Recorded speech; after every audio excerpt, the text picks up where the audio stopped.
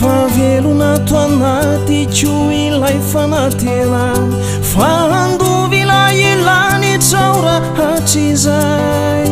hamantana ampiadanana ilay tanan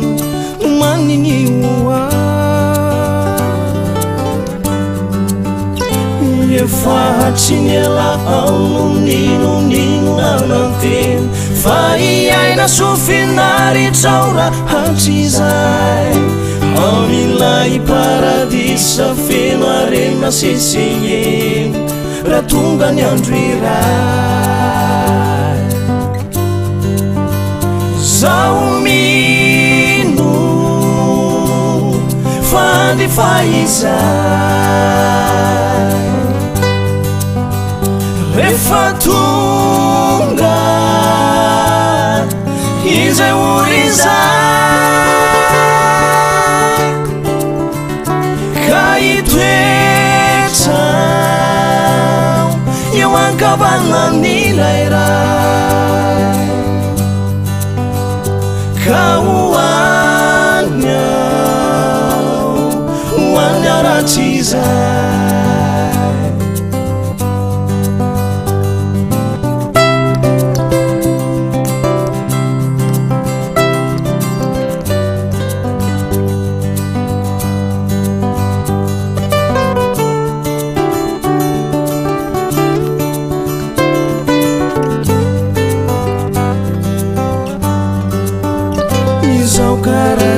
pitsapana rehetrarehetra ity zao anjary ody fifalina rehefa any fonireo debiteby sy ny sento rehefa ao tsisy ny toma satria ny ray mihitsy no ny teny arinanamba fa nanomana fitoerana hoay azoko antokany hoavy sy ny fiainako any ampary voavonjy ny fanahy zao mino fandefa izay rehefa tonga izay orizay